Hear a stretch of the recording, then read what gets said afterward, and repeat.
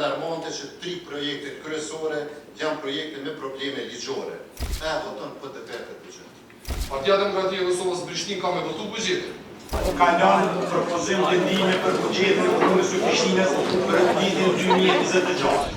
Kuvendi i Prishtinës sot ka arritur që të miratoj buxhetin për vitin 2026 përmes një mbledhje të jashtëzakonshme me gjithsej 33 vota për, 8 kundër dhe asnjë abstenim.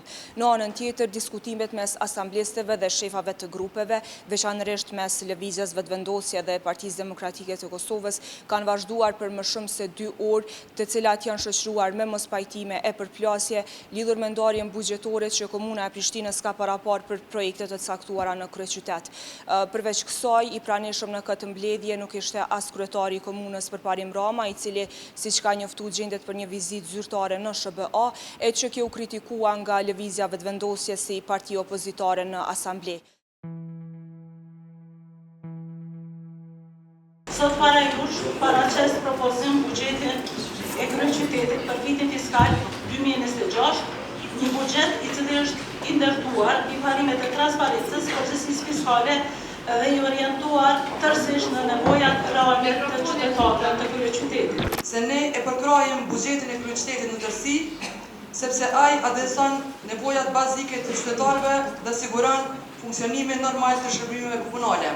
Sa i përket përmbajtjes së buxhetit, është alarmante që 3 projektet kryesore janë projekte me probleme ligjore dhe që janë objekt trajtimi nga organet e drejtësisë.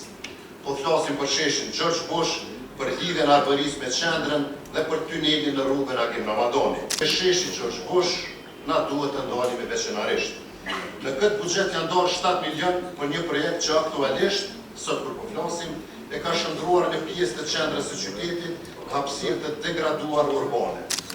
Veç 3 muaj më herët, kandidati për kryetar të Prishtinës nga Partia Demokratike e Kosovës e kishte konceptuar pothuajse gjithë fushatën e vetë zgjedhore kundër ndërtimit të këtij sheshi.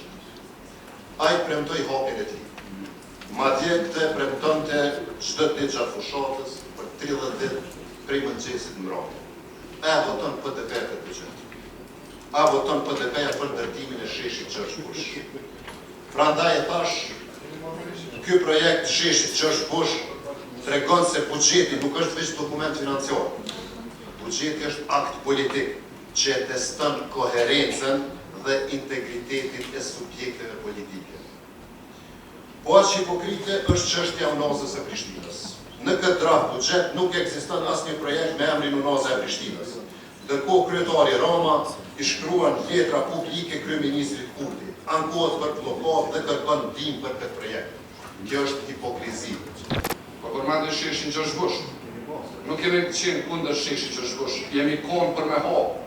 Derisa një parti ka qenë me bëhet kështë qysh është, ju si parti keni qenë me bloku, ne na konë me hapë.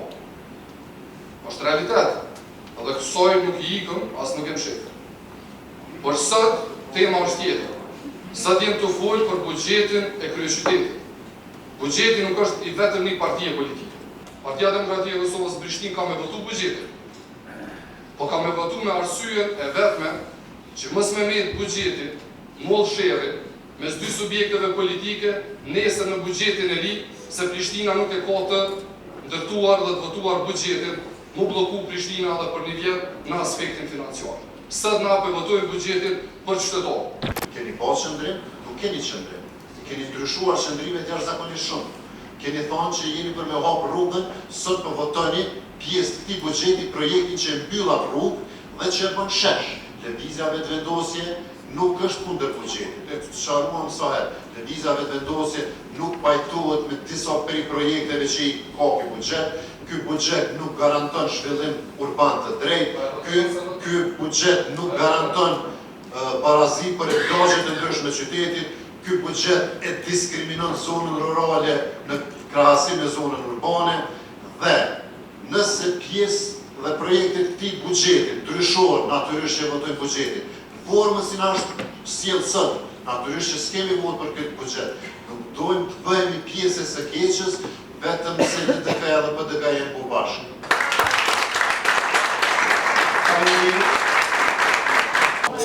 Kundër, asnjë abstenim, ka lënë propozim të ndihme për buxhetin e Komunës së Prishtinës për vitin 2026.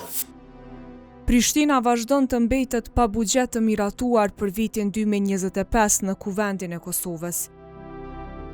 Për muaj me radhë, qeverisja lokale në Prishtinë ka akuzuar qeverinë për një bllokim të qëllimshëm të buxhetit të kryeqytetit. E niveli qendror ka hedhur përgjegjësinë tek udhëheqja e përparim Ramës dhe partisë së tij LDK-s. Për këtë, kryeqyteti vitin e shkuar u përball me kriza të herpashershme në funksionimin e ndërmarrjeve publike dhe shërbimeve bazike.